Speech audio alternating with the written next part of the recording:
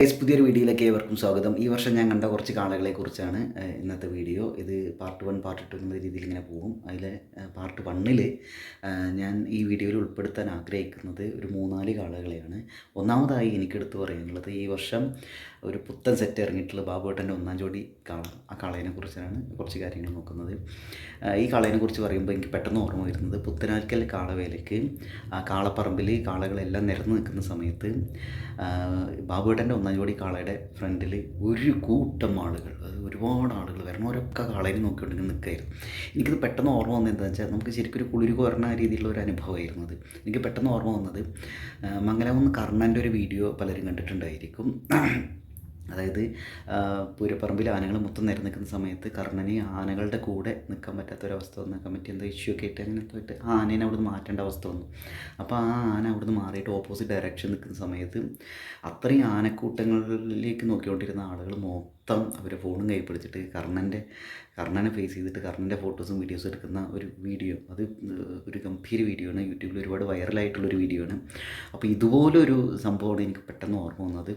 എല്ലാവരും ഏകഛത്രാധിപതി എന്ന കാളേനെ ബാബുവേട്ടൻ്റെ മുണ്ടക്കുറിശി ബാബുവേട്ടൻ്റെ 1-ാം ജോഡി കാളേനെ നോക്കിക്കൊണ്ട് നിൽക്കുകയായിരുന്നു. അതൊരു ഗംഭീര സംഭവമായിരുന്നു.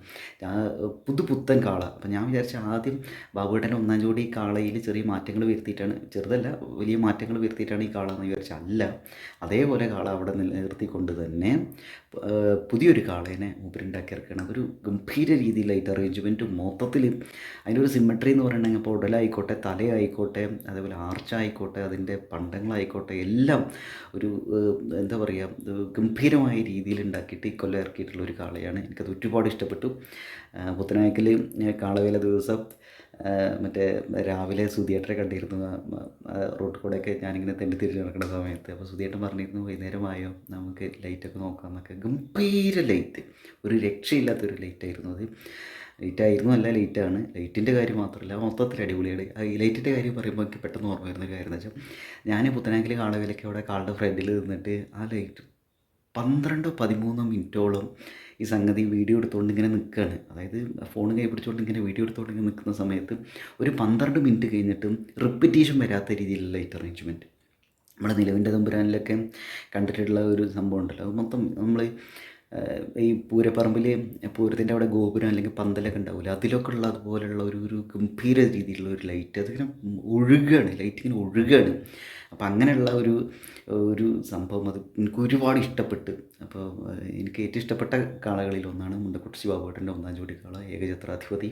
അതൊരു ഗംഭീര കാളയാണ്. അതിപ്പോൾ അങ്ങനെ ഒരുപാട് പ്ലാൻ ചെയ്തിട്ടൊന്നല്ല സംസാരിക്കുന്നത്. അപ്പോൾ അതുകൊണ്ട് തന്നെ എനിക്കെല്ലാം ഞാൻ പറയാൻ ഉദ്ദേശിച്ചില്ല പോയിൻറ്റുകളോ അല്ലെങ്കിൽ എൻ്റെ മൈൻഡിൽ വരുന്ന സാധനങ്ങളെല്ലാം കൂടെ ഉൾപ്പെടുത്താനൊന്നും പറ്റില്ല. എനിക്ക് പെട്ടെന്ന് മൈൻഡിൽ വരുന്ന കാര്യങ്ങൾ പറയണമെന്ന് മാത്രം. എന്തായാലും ഒരു ഗംഭീര ഇഫക്റ്റ് ആയിരുന്നു മുണ്ടക്കുറിശി ബാബുവേട്ടൻ്റെ 1-ാം ജോഡി സെറ്റ് ഏകഛത്രാധിപതി.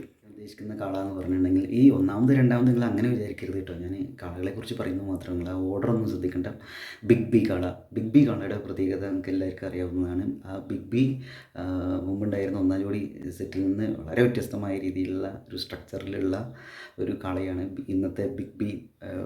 വലിയ കൊമ്പൻ ബിഗ് ബിയുടെ തലയായിക്കോട്ടെ ഒട്ടലായിക്കോട്ടെ, ഇത് രണ്ടും തമ്മിൽ എന്താ പറയുക ഒരു രസമുണ്ട്. സൈഡിൽ നിന്നൊക്കെ നമ്മൾ ഫോട്ടോ ഒക്കെ എടുക്കുമ്പോൾ നല്ല രസമുണ്ട് കാണാൻ.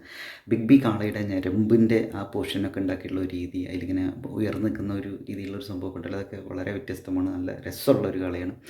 ബിഗ് ബിയുടെ ആർച്ച് ആയിക്കോട്ടെ മറ്റ് കാളകളിൽ നിന്ന് തികച്ചും വ്യത്യസ്തമായ രീതിയിലുള്ള ഒരു സംഭവമാണ്. നമ്മൾ ഏകഛത്രാധിപതിയുടെ കാര്യം പറഞ്ഞപ്പോഴും ആർച്ച് വളരെ ഡിഫറെൻ്റാണ്. അതായത് തനത് രീതിയിൽ വളരെ ഡിസ്റ്റിങ്ക്റ്റായിട്ട് മറ്റു കാളയിൽ നിന്ന് തികച്ചും വ്യത്യസ്തമായ രീതിയിലുള്ള ഒരു ശൈലിയിൽ ഉണ്ടാക്കിയ വേറൊരു കാള ബിഗ് ബി. ബിഗ് ബിയുടെ സൈഡിലുള്ള മയിലിനെ അതേപോലെ നിലനിർത്തിക്കൊണ്ട് ബാക്കി കാര്യങ്ങളിലൊക്കെ വ്യത്യസ്തത കൊണ്ടുവന്നിട്ട് ഉണ്ടാക്കിയിട്ടുള്ള ഒരു വലിയ കൊമ്പന്മാരിലെ എനിക്ക് ഏറ്റവും ഇഷ്ടപ്പെട്ട കാളകളിലൊന്ന് ബിഗ് ബി. ബിഗ് ബി കാളേനെ ഞാൻ ആദ്യമായിട്ട് കാണുന്നത് ചെല്ലൂരിലാണ്. ചെല്ലൂർ എന്ന് പറഞ്ഞിട്ടുണ്ടെങ്കിൽ ഇപ്പോൾ മലപ്പുറം ജില്ലയിലെ കുറ്റിപ്പുറത്തിനടുത്തുള്ള ചെല്ലൂർ ചെറിയൊരു കാവാണ്. കുറച്ച് ഏരിയ മാത്രമാണ് തട്ടക്കായിട്ടുള്ളൂ. അവിടെ പോയപ്പോൾ ബിഗ് ബി ഒരു എന്താ പറയുക ഒരു കോറിയുടെ അടുത്ത്, ആ കോറിയിൽ വെള്ളമൊക്കെ നിൽക്കുന്നുണ്ട്, പാറയൊക്കെ എടുത്തിട്ടുള്ള അവിടെ, അതിൻ്റെ അടുത്താണ് ഇത് ഉണ്ടായിരുന്നത്. അപ്പോഴും അതിൽ പണി നടന്നുകൊണ്ടിരിക്കുകയായിരുന്നു. കുറേ ഒരു എന്തൊക്കെ കുറേ പരിപാടികളൊക്കെ ചെയ്തുകൊണ്ടിരിക്കുന്നുണ്ടായിരുന്നു. എന്തായാലും ബിഗ് ബി കാളയുടെ ഫുള്ള് പണി കഴിഞ്ഞിട്ട് ലൈറ്റ് അറേഞ്ച്മെൻറ്റും ഒക്കെ നോക്കിയിട്ട് അടിപൊളിയായിട്ട് വീഡിയോ ഒക്കെ എടുക്കണം എന്നുള്ള ഒരു ആഗ്രഹത്തിൻ്റെ പുറത്ത്, നല്ല ആവേശത്തിൻ്റെ പുറത്ത് നിൽക്കുന്ന സമയത്താണ് വൈകുന്നേരം നമുക്കിവിടെ ഒരു 8 മണിയാകുമ്പോഴേക്കും ഇവിടെ വടംവലി ഉള്ളതുകൊണ്ട് തന്നെ വടംവലി പ്രാക്ടീസ് മുടക്കേണ്ട വിചാരിച്ചിട്ട് തിരിച്ച് വരേണ്ട അവസ്ഥ വന്നു. എനിക്കത് ഒരുപാട് വിഷമം ഉണ്ടാക്കിയുള്ളൊരു കാര്യമായിരുന്നു. ബിഗ് ബി എന്ന കൊമ്പൻ എനിക്ക് ഈ വർഷത്തെ വലിയ കാളകളിൽ ഏറ്റവും ഇഷ്ടപ്പെട്ട മറ്റൊരു കാളയാണ് ബിഗ് ബി എന്ന കൊമ്പൻ. ബിഗ് ബിയുടെ മൊത്തത്തിലുള്ള ആർച്ചൊക്കെ വളരെ വ്യത്യസ്തമാണ്. ആ 3 റൗണ്ടിലുള്ള ഒരു സംഭവം ഉണ്ടല്ലോ, അത് എനിക്കും ഒരുപാട് ഇഷ്ടപ്പെട്ടു സംഗതി.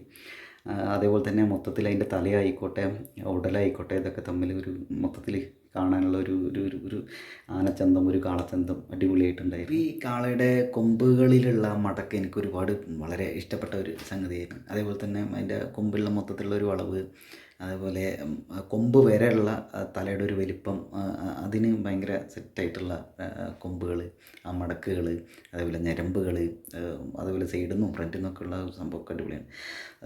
ഫ്രണ്ടിക്കൊക്കെ ഒരുപാട് താഴ്ചയ്ക്കുള്ള അത്രയും നീളത്തിലുള്ള അത്രയും വലിപ്പമുള്ള 2 കാളത്തലകളായിട്ടും ആ കാളത്തലകളിൽ അത്രയും ഫിഞ്ചിങ്ങായിട്ട് ആ സംഭവം ഉൾപ്പെടുത്താൻ ശ്രമിച്ചിട്ടുണ്ട്. എനിക്കത് ഒരുപാട് ഇഷ്ടപ്പെട്ട ഒരു സംഗതി. കാളകളുണ്ട്, കുറേ കാളകളെക്കുറിച്ച് നമ്മളിങ്ങനെ സംസാരിക്കുമ്പോൾ അതൊരു വലിയൊരു വീഡിയോ ആയിരിക്കും, അല്ലെങ്കിൽ തന്നെ ഞങ്ങൾക്ക് ആകെ വെറുത്ത് പ്രാന്തായി ബോറടിക്കുന്നുണ്ടായിരിക്കും. അപ്പോൾ ബാക്കി കാളകളെക്കുറിച്ചൊക്കെ നമുക്ക് എപ്പോഴെങ്കിലും വേറൊരു വീഡിയോ ചെയ്യാം എന്ന് വിചാരിക്കുന്നു. അപ്പോൾ നിങ്ങൾക്ക് ഏറ്റവും ഇഷ്ടപ്പെട്ട കുറച്ച് കാളകളെ കമൻറ്റ് സെക്ഷനിലൊക്കെ ഉൾപ്പെടുത്താൻ ശ്രമിക്കുക, കമൻറ്റ് ചെയ്യാൻ ശ്രമിക്കുക. അപ്പോൾ വേറൊരു വീഡിയോ കാണാം.